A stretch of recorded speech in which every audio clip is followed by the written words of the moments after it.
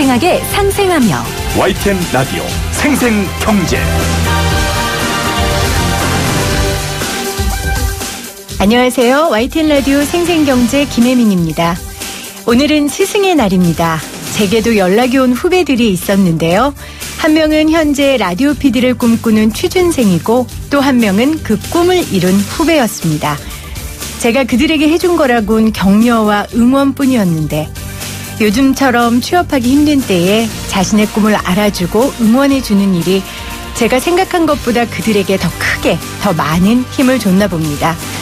어차피 요즘 스승의 날 선물도 못 주잖아요. 나에게 스승이 돼준 분께 마음과 진심을 담아 감사의 말을 전해보세요. 그게 최고의 경제적인 선물입니다. 스승의 날 2018년 5월 15일 YTN 라디오 생생경제 지금 시작합니다.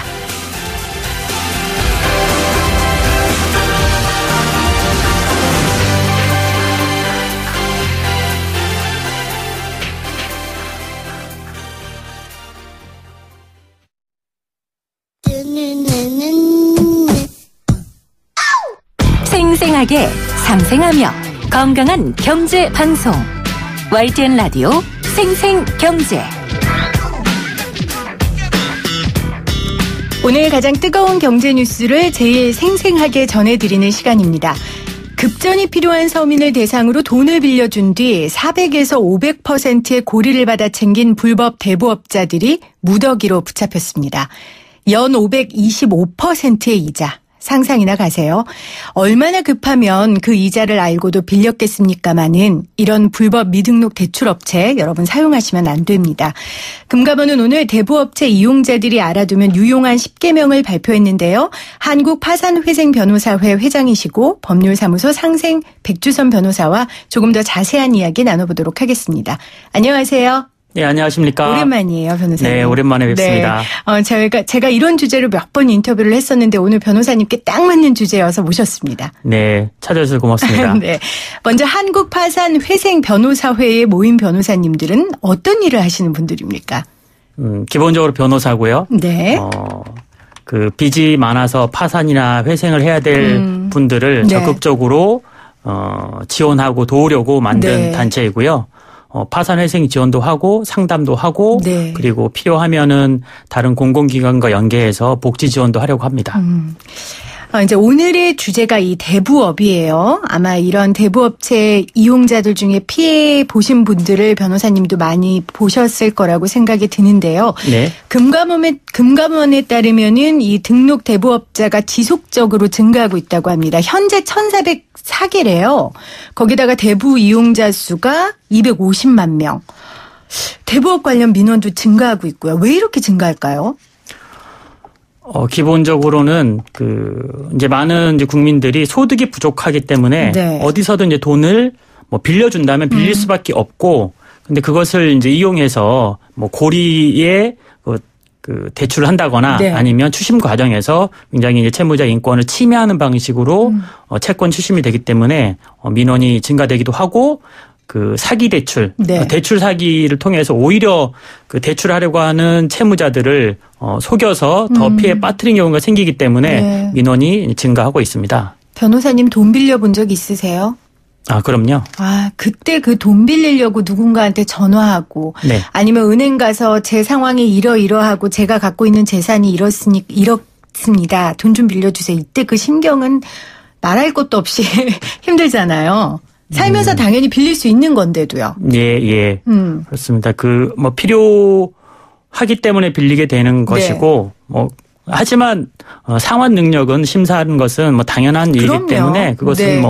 불가피하다고 보고요. 네. 다만 이제 금융기관이 이제 적극적이고 정확하고 객관적인 정보를 통해서 상환 능력을 심사하고 그 범위 내에서 대출하는 것이 필요하다고 생각합니다. 그렇습니다. 그리고 갚을 수 있도록 도와주는 것도 이제 정부에서 할 일인데요. 그건 다른 이야기니까요. 오늘 이 대부업 이야기를 좀 하겠습니다. 예. 변호사님이 참여연대 서민금융보호사업 단장이시기도 하셨고 네. 또 한국파산회생변호사회 회장이기도 하시니까 대부업에 관련 피해 상담을 굉장히 많이 받으실 것 같아요. 주로 어떤 피해가 많은가요?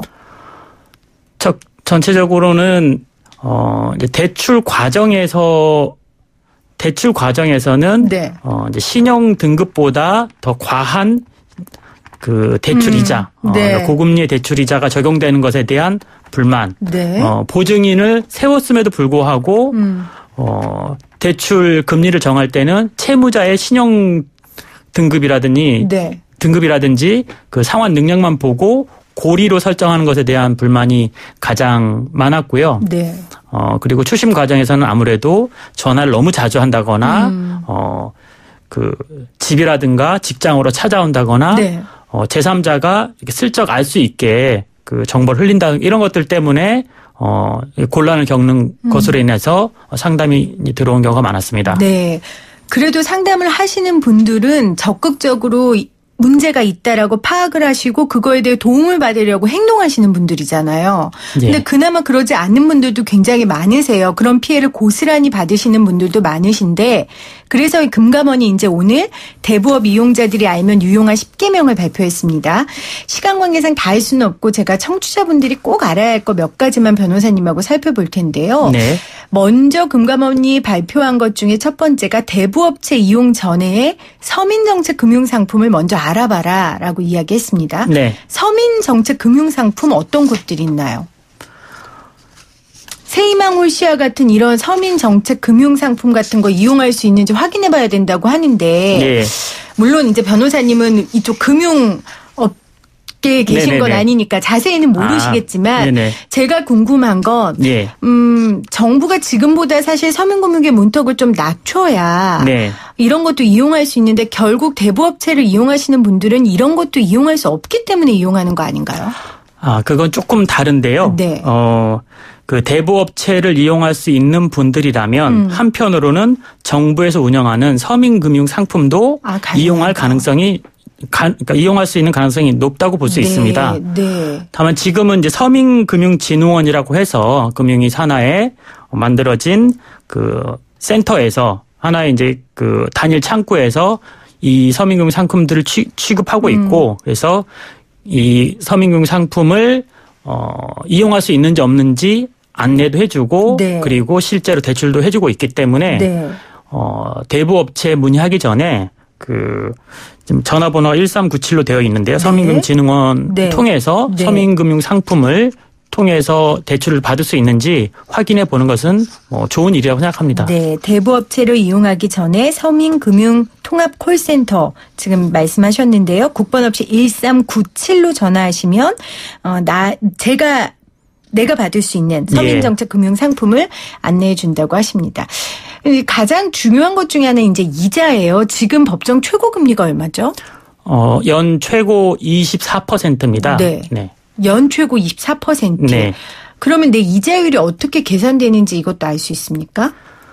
그거는 구체적인 산시까지는 공개되지 네. 않고요. 네. 기본적으로 신용 등급을 바탕으로 해서 네. 대출 금액, 대출 기간 이런 것들 그다음에 보증인이 있는지 없는지들이 이제 네. 다 그 평가가 돼서 대출 금리가 적용이 되고요. 네. 그리고 이제 물론 제일 중요한 신용 등급이 1등급부터 10등급까지 지금 나눠 있고 뭐 앞으로는 그걸 이제 조금 더 점수화해서 조금 더 세분화하고 다양하게 하겠다는 이제 계획은 가지고 있는데 그 평가된 신용 등급에 따라서 네. 대출 금리도 정해지는 것이 일반적입니다. 네. 업체별로 다 다르지만 24%는 넘길 수 없는 거죠. 그렇습니다. 네. 그러면 만약에 법정 최고금리가 24%인데 이걸 초과했을 경우 초과분에 대한 반환 청구가 가능합니까? 네. 24%가 적용되는 것은 올해 2월부터고요. 네. 원칙적으로는 올해 2월 이후에 대출을 받았거나 이때 이제 갱신된 대출에 한해서 적용이 되고요. 네. 그러니까 이자율을 넘어서서 추가적으로 그 지급한 이자에 대해서는 먼저 원금을 공제하고 원금까지 다 공제하고도 남은 게 있으면 반환을 받을 수 있다 이렇게 되어 있습니다. 네. 소송을 하지 않고도 지금 가능한 거라고 말씀을 하신 거죠. 이것은 뭐 구별하는 것은 아니고요. 네. 소송하기 전에 그 전화나 아니면 뭐 문서를 통해서 네. 반환해달라 이렇게 청구할 수 있고 네. 그럼에도 불구하고 네. 지급하지 않으면 이제 소송을 하는 것이고 이게 뭐 하나는 되고 하나는 안 되고 이런 것은 아니고 순차적으로 네. 할 수 있는 것입니다. 네. 대출 중개 수수료 이야기도 있던데요. 원래 대출 중개 수수료는 대부업체가 부담하는 거죠? 그렇습니다. 그러니까 대부 중개 업체를 통해서 네. 그 대출을 받을 채무자, 즉 금융 소비자죠. 네. 그 금융 소비자 알선 받은 그 대부업자가 네. 그 중개해 준 것에 대한 그 수수료로서 대부 중개 업체에게 지급하는 것이고 그 금융 소비자인 채무자에게 수수료를 받는 것은 아닙니다. 네. 채무자가 대출 중개 수수료를 낼 필요는 없다는 거 예, 여러분들 그렇습니다. 꼭 알아두시고요. 샵 0945, 샵 0945로 여러분들 평소에 이 대부업 관련해서 돈 대출 받으시면서 어려웠던 이야기들이 있으시면 궁금한 점 있으시면 저희한테 문자로 보내주십시오. 또 금감원이 이런 이야기를 했어요. 해당 업체가 금융이나 지방자치단체에 등록됐는지 꼭 살펴보라고 하더라고요. 네. 이게 금융위에 등록된 거랑 지방자치단체에 등록된 거랑 무슨 차이가 있습니까? 대체로 이제 현재 기준으로서는 이제 자산이 한 120억 원 이상 되는 네. 대부업체, 그러니까 대형 대부업체의 경우에는 금융위에 등록하도록 되어 있고요. 네. 매입 채권 출신모법을 하는 곳도 네. 금융위에 등록하도록 되어 있습니다. 그 취지는 금융위에 등록하게 함으로써 금융위가 조금 더 이제 강화된 그리고 그렇죠. 엄격하게 네. 이 대부업체를 관리 감독하겠다 이런 취지고요. 그 외에 이제 조금 더 소규모 대부업체 경우에는 뭐 서울시 등 광역 자치단체에 등록하는 것이 원칙이고 구체적으로는 이제 기초자치단체에서 뭐 이 사무를 다 담당하고 있습니다. 네. 오늘 금감원이 낸 그 대부업자 이용자들이 알면 중요한 그 10개명은 등록된 대부업체 한해서예요. 네. 그나마 등록된 대부업체에서 불이익을 받는 경우에는 도움을 받을 곳이 많을 것 같은데 네. 등록되지 않는 정말 불법 대부업체에서 불이익을 받은 경우는 어떻게 해야 됩니까? 등록하지 않은 거죠. 미등록 대부업체라고 그렇죠. 하고요. 네. 또 조금 더 이제 피부에 다가오기에는 불법 사금융 이렇게 표현하는데요. 네. 그건 그것 자체가 불법이고 형사 처벌이 되기 때문에 그런 불법 사금융을 이용한 금융 소비자 채무자는 자기가 이제 그곳에서 돈을 빌렸다고 하더라도 그 불법 사금융 업체를 금감원에 신고도 할 수 있고 네. 그 다음에 경찰이나 검찰에 수사 의뢰, 고소고발도 할 수 있기 때문에 오히려 더 강력한 네. 보호를 받을 수 있고요. 아니 그러면 제가 예를 들어 불법 대부업체에서 돈을 빌렸어요. 100만 원을. 네. 그래서 그 돈을 썼어요. 네. 그리고 신고를 했어요. 네. 불법 대부업체를. 네. 그래도 전 처벌을 받지 않나요? 네, 처벌받지 않습니다. 금융 이용자가 처벌받는 것은 아니고. 그러면 그 돈도 안 갚아도 되는 거예요? 그렇게는 안 되어 있습니다. 네. 네. 그 법에서 정한 대부업체 준해서만. 네. 아니 불법이잖아요. 네. 그 네. 대부업체 자체가. 그래도 돈은 갚아야 돼요? 그것에 대해서 이제 많은 개선의 목소리가 있는데 네. 아니 그렇게 불법으로 했는데 그렇다면 그 불법 업체에서 돈을 빌린 것도 불법이기 때문에 네. 안 갚도록 해야 되는 것이 마땅하지 않냐. 그래야 이 불법 대부업, 불법 사금이 근절되는 것이 아니냐. 네. 이런 타당한 문제 제기가 있음에도 불구하고 아직까지는 등록되지 않은 대부업체를 형사처벌하는 것은 별개로 하고 그 거기에 돈은? 돈을 빌린 사람은 갚아야 된다. 이렇게 지금 법 제도가 구성이 되어 있습니다. 네. 그 불법 대부업체들의 가장 큰 문제는 이제 고금리로 돈을 빌려주는 거. 그리고 예. 또 하나는 정말 빚독촉을 너무 심하게 네. 일상생활을 할 수 없을 정도로 하는 경우들이잖아요. 네. 이것을 불법 추심이라고 하죠.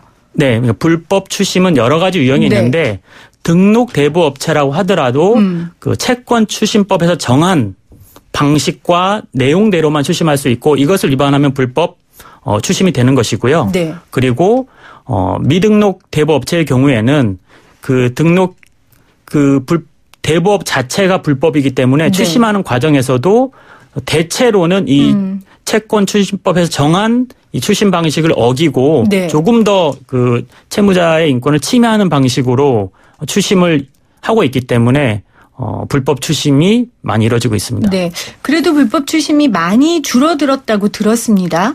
실제 그렇습니까? 그러니까 그 피해자들의 이야기를 상담을 많이 하시는 변호사님으로서 그렇게 보시는지, 불법 추심이 진짜 많이 줄었는지. 어느 정도는 줄어들고 있다. 네. 이렇게 평가할 수 있을 것 같습니다. 왜냐하면 등록 대부업체에 대한 감독도 강화되고 있고, 네. 그리고 채권 추심법에서 불법 추심의 유형도 조금 더 강화됐고, 네. 그리고 금감원에서 설정한 채권 추심 가이드라인이 있는데요. 그것은 법은 아니지만 사실은 이 금융당국 입장에서는 지키지 않으면 안 될 정도의 강력한 힘을 가지고 있어서 있는데 그 채권 추심 가이드라인도 상당히 강화가 되고 있어서 네. 그런 이제 추세를 보자면 상당 부분 이제 완화되고는 있다 이렇게 말씀드릴 수는 있고요. 다만 근데 피해를 당하는 사람은 여전히 많이 있다. 네. 네네 이렇게 네. 말씀드릴 수 있습니다. 줄어드는 게 중요한 게 아니고 내가 그 피해를 받고 있는 게 중요한 거니까요. 그렇습니다. 0102님 대부업자라면서 200 필요한데 1,000만 원 24% 주고 보이스피싱 연결해서 490만 원 보이스피싱으로 당했습니다. 아유 안타까운 사연 우리 새싹 0102님 남겨주셨고요. 0760님은 오죽하면 급전을 빌리겠습니까? 나라에서는 한 번 빌려주면 다음엔 아무 데도 빌릴 수가 없어서 고가에 빌리고 그렇게 계속해서 살고 있습니다. 저금리 시대에 캐피탈 금리는 도리어 올려놓고 인심 쓰듯 대출을 해준다고 아침 저녁으로 전화가 옵니다. 이렇게 남겨주셨어요. 9496님 35% 고금리로 약 3년 전에 대출 받아서 이자만 내고 있는데 법정 최고금리로 바꿔달라고 요청하니 기존 거 다시 갚고 다시 대출 받아야 한다는데요. 어떡하나요? 이렇게 상담해 주셨네요. 네네.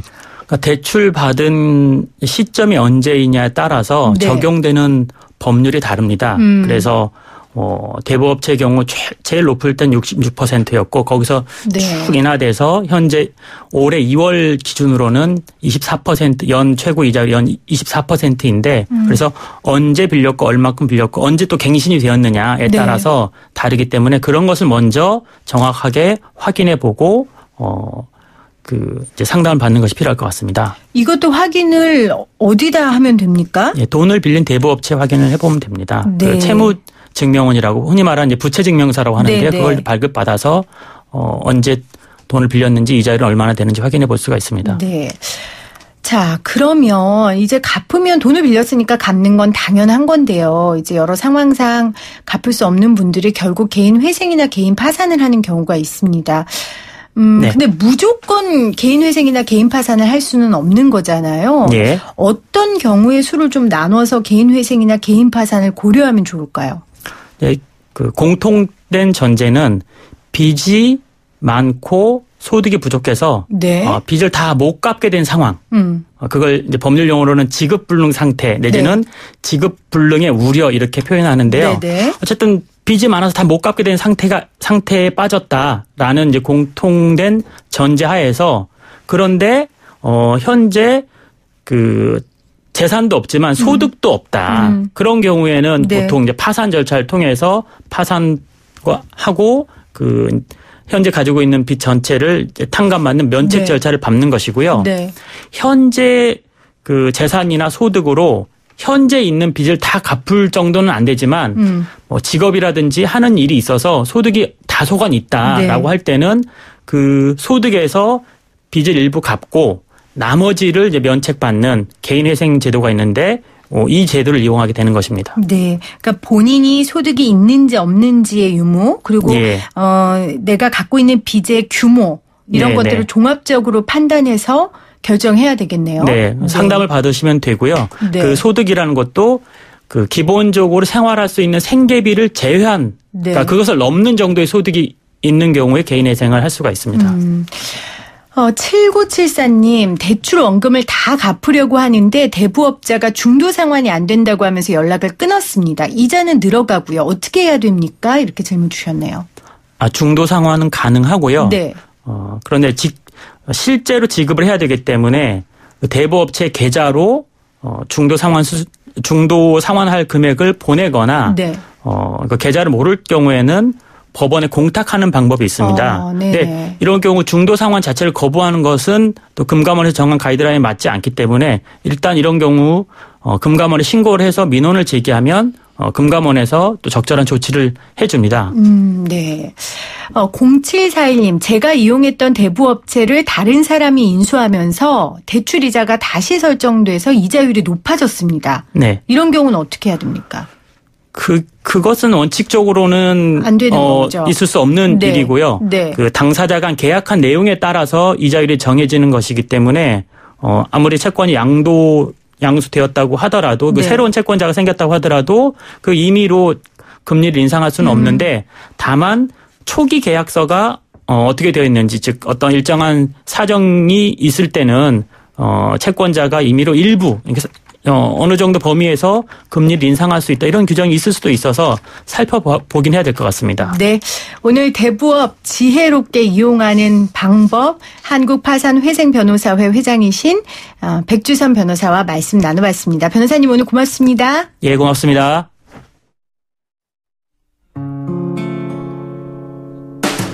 YTN 라디오 생생경제에서 여러분께 드리는 선물입니다.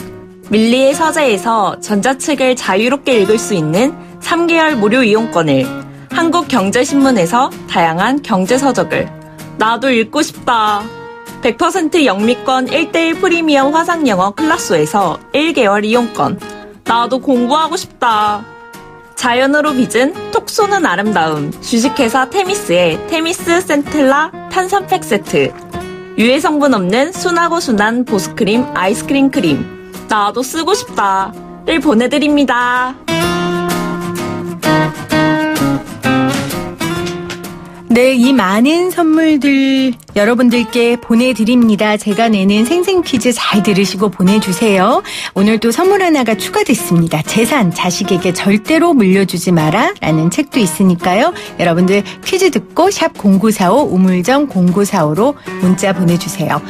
금융대출이 어려운 서민들은 어쩔 수 없이 이곳에서 대출을 받게 됩니다. 이곳에서는 최대 연 24% 이상 이자를 받을 수 없도록 법으로 정해져 있죠. 하지만 미등록 불법 이것에서는 무려 연 525%의 이자를 받아 이 일당이 무더기로 경찰에 붙잡히기도 했습니다. 어려운 서민의 삶을 더욱 눈물나게 만드는 불법 이것은 무엇일까요? 1번 대부업, 2번 서비스업, 1번 대부업, 2번 서비스업입니다. 샵 0945 우물정 0945로 문자 보내주세요.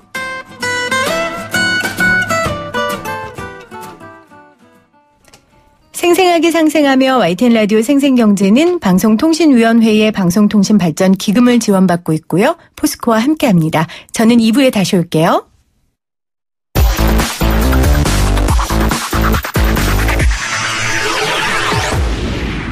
생생하게 상생하며 YTN 라디오 생생경제.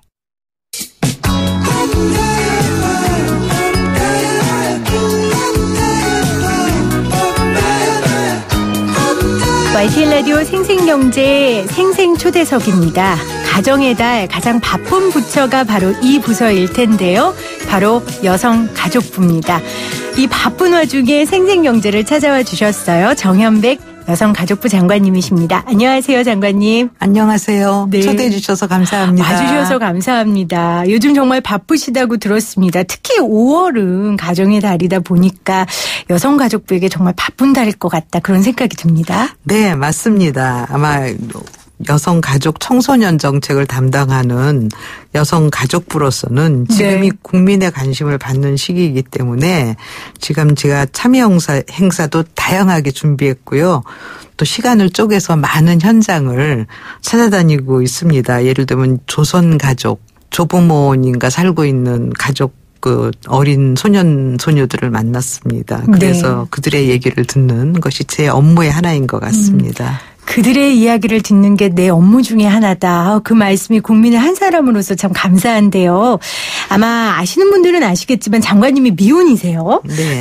그래서 저는 미혼인 분이 여성가족부 장관이 됐다는 것만으로도 대한민국이 조금 변화했구나.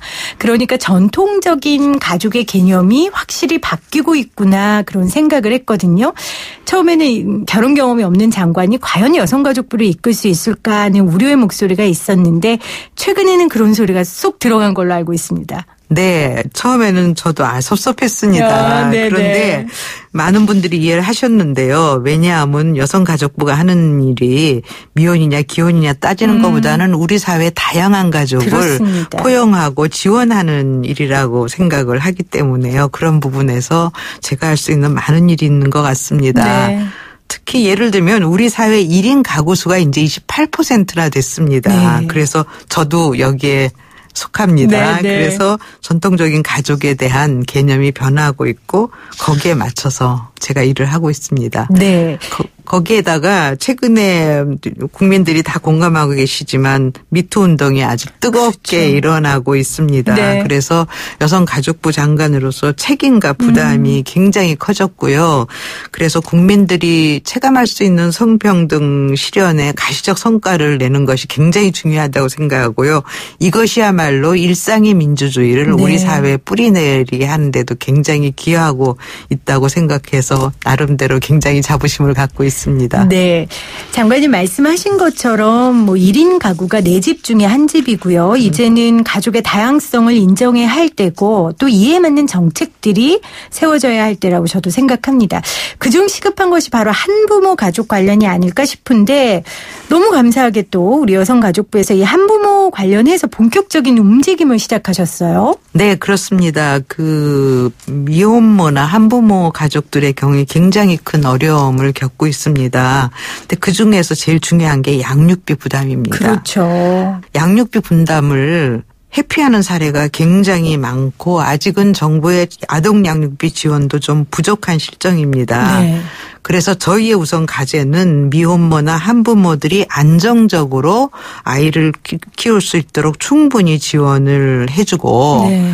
그리고 양육하지 않는 부모가 양육의 책임을 다하지 않는 경우에 강력하게 양육비를 보내도록 네. 강제하는 수단을 저희들이 준비하고 있고 일부는 이미 시행하고 있습니다. 네. 결국 관건인 이 양육비 문제 경제적인 어려움을 좀 해결해 줄 수 있는 거 아니겠어요? 네네. 지금 여러 가지 일 하고 계시는데 주거나 이런 문제들도 대책을 세우고 계신다고요. 네. 양육비 채무자 동의가 없이도 본인의 동의가 없이도 소득이나 재산을 조사하는 것이 가능하도록 하는 것입니다. 네네. 예를 들면 아버지가 네. 양육비를 보내주지 않을 경우에 그 소득이나 재산을 그 아버지의 재산을 조사하도록 하는 그런 것이 네. 법적으로 통과되는데 굉장히 어려웠습니다. 그렇죠. 그럼에도 불구하고 통과했고요. 네. 그리고 한부모의 경우에 사실은 굉장히 어려움을 겪고 있을 때 쉼터를 제공하거나 네. 혹은 임대 아파트를 공급해주는 이런 것도 저희들이 굉장히 적극적으로 시행을 하고 있습니다. 네. 앞으로 수적으로 좀 더 확대되리라고 생각하고 있습니다. 네. 한부모에 대한 이런 실질적인 대책과 함께 또 여성가족부가 함께 풀어야 할 문제 중에 하나는 한부모 가족을 바라보는 이런 사회적 편견에 대한 개선이 아닐까 싶습니다. 물론 사회적 편견이라는 게 정부 부처가 노력한다고 해서 확 바뀔 수는 없겠지만 네. 그래도 국민들의 인식을 전환하고 좀 새롭게 만드는 데 일조는 할 수 있을 것 같아요. 어떤 대안들 세우고 계세요? 아버지, 어머니, 아이들로 구성된 전통적인 가정이 정상 가정이고 그렇지 않은 가정은 비정상 가정이라는 그런 사회적인 편견이 있습니다. 네. 그래서 이런 편견을 저희들이 깨려고 굉장히 노력을 하고 있고요. 그래서 다양한 형태의 가족을 포괄할 수 있는 가족 정책의 새로운 틀이 네. 나와야겠다고 생각을 하고 있습니다. 그 일환으로 저희가 먼저 하고 있는 것이 건강가족 기본법이라는 것이 있는데요. 건강가족 기본법이 있는데요. 네. 건강이란 말에 사실은 불건강이 전제되어 있는 것처럼 네. 보이죠. 그래서 건강가족 기본법을 좀 가족 기본법으로 그 개정하는 방안을 저희가 모색하고 있고요. 명칭을 좀 명칭 변경뿐 아니라 다양한 형태의 가족을 지원할 수 있는 네. 아주 구체적인 맞춤 서비스를 개발해 갈 수 있는 그런 그 방안을 모색하고 있습니다. 특히 여성 노인들 같은 경우에 1인 가구 많고요. 남성들 같은 경우도 그렇고 고독사도 굉장히 많거든요. 그렇죠. 굉장한 사회적 문제죠. 그렇죠. 그러니까 네. 이런 1인 가구에 대해서 구체적으로 어떤 맞춤형 서비스를 할 건가를 생각하고 있고요. 그래서 이런 가족 인식을 개선하기 위한 캠페인을 보다 적극적으로 네. 전개해 나가도록 하겠습니다. 네. 여가부에서 꼭 해결해 주실 문제가 또 하나 있습니다. 네. 장관님. 바로 경단녀 문제인데요. 네. 이제 저도 아이 둘을 낳고 육아휴직 후에 복직을 했는데 사실 네. 저는 굉장히 럭키한 케이스고요. 예. 제 친구들 보면 그러지 못한 경우가 굉장히 많이 있어요. 네. 그래서 이 문제를 좀 여성가족부에서 적극적으로 나서주면 감사하겠다라는 네. 생각이 들거든요. 네, 어떤 네. 노력들 하고 계세요? 예. 경력 단절 여성 문제는 사실은 가장 중요한 건 경력 단절의 예방입니다. 네. 예방을 하기 위해서는 먼저 중요한 것은 외벌이 남성 중심의 장시간 네. 노동 예. 그런 것이 일단 장시간 근로시간이 줄어들어야 네. 되고요. 그러기 위해서 저희가 표방하고 있는 캠페인이 일생활 균형 캠페인을 하고 있습니다. 요즘 워라벨의 네. 일환이겠죠? 네. 그래서 일생활 균형을 이루어야 되고 뭐 퇴근 시간에 정시에 퇴근할 수 있는 이런 가족 친화 기업 또 육성을 하고 있습니다. 그런데 못지않게 중요한 것이 여성이 겪고 있는 독박 육아입니다. 독박 육아를 줄이기 위해서는 아이돌봄 서비스도 사각지대를 메워야 되는 역할을 네. 해야 되지만 더 중요한 거는 남성 육아를 휴직을 활용하도록 하는 그런 것이 중요합니다. 예를 들면 어떤 기업은 현재 벌써 어느 그룹에서는 남성이 2달 육아휴직을 의무화하고 있습니다. 네. 그래서 그런 식의 남성 육아휴직을 활용하는 그런 노력을 해야 되겠고요. 마찬가지로 돌봄의 사각지대를 메꾸는 게 중요해서 여성가족부가 자랑할 만한 사업이 2가지인데요. 네. 하나가 찾아가는 아이 돌봄 서비스입니다. 신청을 하면 네네. 그 시간에 가서 아이를 돌보아주는 그거를 저희들이 하고 있고요. 마찬가지로 저희가 하고 있는 것이 공동육아 나눔터입니다. 예를 들면 건설회사가 새로 아파트를 지을 경우에 그 안에 공동육아 나눔터 공간을 제공해주고 네. 거기에 그 마을에 사는 그 지역사회에 사는 사람들이 자기 아이도 맡기고 자기도 일주일에 뭐 한두 번 와서 일을 할 수 있도록 하고 지금 저희가 서울시 교육청하고 MOU를 맺어서 명예 퇴직 교사들이 와서 네. 자원봉사를 하죠. 그래서 마을도 살리고 동시에 육아 문제도 해결되는 네. 그런 방식을 저희들이 새로이 지금 뭐 이미 몇 년째 하고 있는데 새로운 방식을 계속 도입을 해서 공동체와 돌봄이 동시에 살아나는 네. 이런 운동을 저희가 전개하고 있습니다. 네.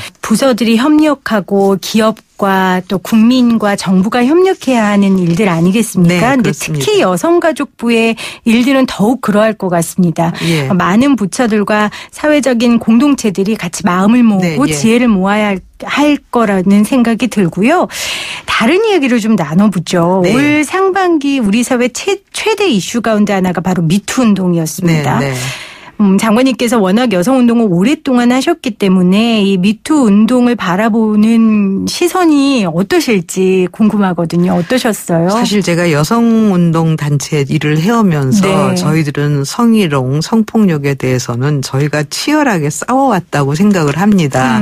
그럼에도 불구하고 올해 일어난 미투 운동은 이전과는 다른 새로운 국면이라고 생각해서요. 저는 한국의 하나의 역사적 큰 전환기를 만들었고 네. 이것은 바로 한국 사회에서 일상에서의 민주주의가 심화되는 그런 과정이라고 생각하고 있습니다. 그 얘기는 다시 말해서 미투 운동은 국민들의 민주의식의 성장이 있었기 때문에 가능한 운동이라고 저희는 네. 생각을 하고 있습니다. 그래서 우리 사회가 적극적으로 특히 여성가족부가 나서서 적극적으로 바로 성희롱, 성폭력 문제를 해결하려고 하고요. 그래서 아시겠지만 10개 부처들이 모여서 그 성희롱, 성폭력 근절 그 대책 범정부 협의회를 만들었습니다. 네. 그래서 그거를 통해서 부처들이 합동으로 사실은 이 문제를 같이 해결해야 간다. 왜냐하면 여성가족부의 힘만으로는 그럼요. 해결하기에는 한계가 네. 있어서 네. 함께 부처 간 협력을 통해서 이런 문제를 풀어가는 점에서도 우리가 하나의 새로운 모델을 만들어내야 된다라고 생각하고 열심히 일하고 있습니다. 네. 열심히 일하시는 모습을 제가 기사를 통해서 본 게요. 지난달에 이제 장관께서 직접 중장년 서비스직 여성 노동자의 성희롱 성폭력 피해 실태 또 정책 개선 방안 논의하는 간담회를 개최하셨더라고요. 네, 네. 예. 어떤 이야기들이 나왔습니까? 저도 미리 사실은 그 얘기를 들었기 때문에 하는데요.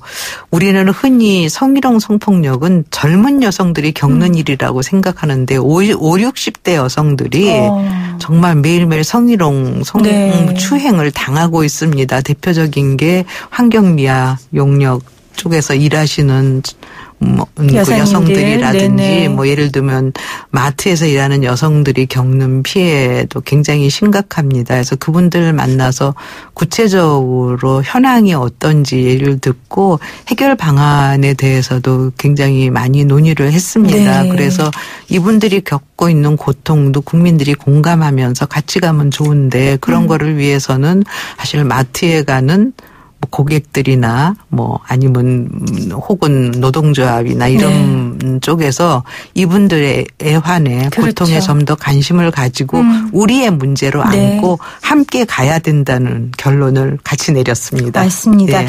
장관께서 일상에서의 민주주의라는 얘기를 많이 하셨어요. 네. 결국은 여성이나 어린 아이들이나 아니면 그런 청소하시는 노동자들과 같은 경제적 약자들이 평등하게 행복하게 잘 살게 되는 사회가 결국 일상으로의 민주주의를 실현할 수 있는 그렇습니다. 사회 예. 아니겠습니까? 예. 그 역할을 우리 여성가족부에서 잘하고 계신데요.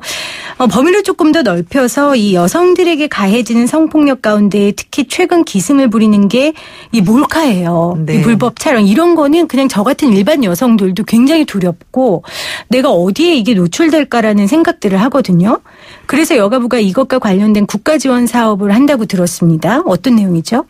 네, 사실은 이거에 대한 피해는 모든 여성들이 불안해하고 그럼요. 있는 네, 그런 네. 문제인데요. 그래서 저희가 이미 지난해 9월에 디지털 성범죄 피해 방지 종합 대책을 마련했고요. 네. 그 결과를 요번에 지난 4월 30일에 디지털 성범죄 피해자 지원센터의 운영을 시작하였습니다. 네. 사실 여기서 하는 일은 자기도 모르는 사이에 사이트에 뭐 자기의 나체가 올라가 있고 네. 그런데 그럴 경우에 내리는데 몇 달의 시간이 걸리고 비용이 상당히 많이 듭니다. 그 과정 가운데 얼마나 네. 고통스럽겠어요. 그렇죠. 네. 그래서 저희가 우선 하려고 하는 건 신속한 삭제. 삭제를 하고 그다음에 삭제되는 비용을 일단 지원을 해주고 네. 나중에 가해자에게 구상권을 청구해서 받아내고 네. 필요한 경우에는 수사를 원할 경우에는 수사를 지원하고 또 하나는 법률적인 소송을 하기를 원하는 피해자의 경우에는 소송 지원을 해드리고요. 그리고 사후 모니터링까지를 네. 저희가 전부 원스톱으로 지원하는 그런 것을 모색하고 있습니다. 특히 그 흔히 자비로 우리가 디지털 장의사 업체라고 하는데요. 그거는 네. 올라간 사이트에 올라간 거를 내리는 건데 그건 내린 후에 사실은 다시 올리는 사례들도 많이 있어서 저희가 네. 직접 디지털 성범죄 피해자 지원센터를 통해서 직접 이거를 사이트에서 상담받고 내리고 하는 작업까지를 하고 체증을 한다든가 하는 것도 전부 병행해서 여성들이 사실은 국가가 안심하고 여성들의 안전을 보장하기 위해서 노력한다는 네. 모습을 저희는 보여드리고 싶고요. 그래서 국민들께 부탁드리고 싶은 것은 735-8994 735에 예, 02-735-8994로 연락을 하시거나 네. 비공개 온라인 게시판으로 네. 연락을 하시면 women1366.kr로 들어가셔서 연락을 하시면 되니까 그걸 네. 통해서 고통을 겪거나 피해를 당하시는 분들은 신고를 해 주시면 저희가 성의껏 열심히 도와드리도록 네. 하겠습니다. 디지털 성범죄 피해 지원 센터입니다. 네. 02-735-8994 735-8994고요. 혹시나 이런 쪽에 피해를 받으셨거나 아니면 상담하고 싶으신 분들은 망설이지 말고 상담해 주시면 성심성의껏 해결해 주신다고 장관님께서 약속을 하셨습니다. 장관님, 저는 이런 생각을 합니다. 지금 우리가 앞서 나눴던 이런 모든 문제들의 근본적인 근절을 위해서는 이제 성평등 문화가 확산돼야 하고, 이 성평등 문화가 확산되려면 결국은 이 유리천장으로 불리는 사회 각 분야에 여성들이 많이 진출하는 게 중요할 것 같습니다. 그렇습니다. 그러니까 사회의 여성의 지위와 위치가 올라가는 게 굉장히 중요할 것 같은데, 얼마 전에 기사를 보니까 아직까지도 우리나라가 OECD 국가 중에 유리천장 지수가 5년 연속 꼴찌더라고요. 네. 이거 어떻게 바꿀 수 있습니까, 장관님? 저희들이 그 작업의 일환으로 일단은 민간 기업에 정부가 과도하게 간섭할 수는 없어서 일단은 공공 부문에서 먼저 모범을 보이자 하는 것이 저희 생각입니다. 그래서 현재 여성 장관급이 31.6%고요. 네. 지금 2017년에 정부위원회 여성 비율이 40%를 달성했습니다. 그리고 기억하시는 분도 계시겠지만 지난 11월에 저희가 공공 부분 여성 대표성을 높이는 정책을 발표했는데 네. 지난 3월에 보니까 불과 4, 5개월 만에 목표를 초과 달성했습니다. 그렇군요. 그래서 그런 점에서 먼저 공공 부분에서 모범을 보이면서 이것이 민간 부문으로도 좀 확대되기를 원하고 있습니다. 예를 들면 고위직 공무원이라든가 공공기관의 여성 임원, 네. 경찰대학 신입생 선발이나 간부 후보생 모집 이런 데서 해마다 목표치를 정하고 그 목표치를 달성하고 있는지 저희가 계속 점검해가는 방식으로 공공부문에서 하고 있습니다. 그런데 민간 기업은 아시겠지만 네. 여전히 여성 임원이 2.7%에 불과한 실정이어서 네. 저희가 민간 기업을 대상으로 해서도 홍보 활동을 하고 있습니다. 그런데 특히 중요한 것은 제가 늘 인터뷰 때마다 하는 얘기는 여성가족부의 일은 여성의 파이를 남성이 가진 7개 중에서 2개를 뺏는 게 아니라 그럼요. 파이의 효과를 12개, 13개로 네. 만드는 거고 OECD나 EU 국가들에서 나온 통계로 보면 고위직의 여성이 많은 기업이나 국가일수록 훨씬 효과나 네. 능률성이 높게 나타나고 있다는 것을 국민들이 같이 공유하면서 민간 기업의 적극적인 협조도 다시 한번 부탁드리고 싶습니다. 네. 예. 단기적 해결 방안보다는 장관께서 말씀하신 것처럼 우리의 인식 변화 그리고 정책적으로 함께 기업과 국가와 국민이 함께 발맞춰 가는 것 그게 중요한 것이 아닐까 싶습니다. 마지막으로 5월 가정의 달 청소년의 달을 맞이해서요. 생생경제 청취자 여러분들께 장관님 전하고 싶은 메시지 있으시다면요. 네, 저는 우리 정부는 새로운 민주주의를 실현하는 단계로 들어와 있다고 생각을 합니다. 앞에서 말씀드린 여러 정책을 통해서 저희 여성가족부는 굉장히 열심히 하고 있지만 그러나 시민의 도움 없이는 네. 할 수가 없다고 생각하고 저희는 그래서 민간 간의 가버넌스를 강조하고 있습니다. 그래서 저희 여성부가 하려고 하는 일상민주주의 실현에 네. 국민 여러분들이 함께 동참해 주시기를 바랍니다. 네. 감사합니다. 네, 감사합니다. 이렇게 장관님 생생경제 나오셔서 직접 말씀해 주신 게요. 그 첫 스텝이라고 생각합니다. 일상적인 민주주의를 실현할 수 있고 국민들에게 직접 정책에 대해서 논해 주시고요. 더 많은 활동 부탁드리겠습니다. 지금까지 생생인터뷰 정연백 여가부 장관이었습니다. 고맙습니다. 고맙습니다. 네, 오늘도 새싹 정답자들 많이 보내주셨어요. 5990님, 2522, 0263, 4280, 1021님 모두 감사드립니다. 1027님도 새싹이시네요. 1642님 대부업 정부의 방침에 적극 호응해 주세요라고 보내주셨고요. 3245님 절대로 불법으로 하는데 돈 빌리면 안 됩니다. 아래층 동생이 너무 급해서 200만 원 쓰고 매월 갚다가 남편이 사망하는 바람에 집안이 엄청 힘든 모습 봤습니다 하셨어요. 4815님 오죽하면 대부업체에서 돈을 빌리겠습니까?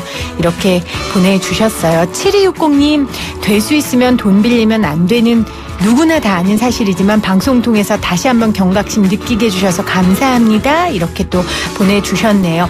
오늘 인터뷰 해주신 우리 백주선 변호사께서요. 가시면서 그런 말씀 해주셨어요. 금감원이 주식 같은 부분에서만 관리 감독을 철저하게 할 뿐만 아니라 정말 서민들을 죽고 살게 하는 이 대부업 관련된 문제에 대해서 좀 더 관심 갖고 함께 해줬으면 좋겠다는 그런 의견 남겨주고 가셨습니다. 오늘도 함께 해주신 여러분들 모두 감사드리고요. YTN 라디오 생생경제는 방송통신위원회의 방송통신 발전 기금을 지원받고 있고요. 포스코와 함께합니다. 고맙습니다.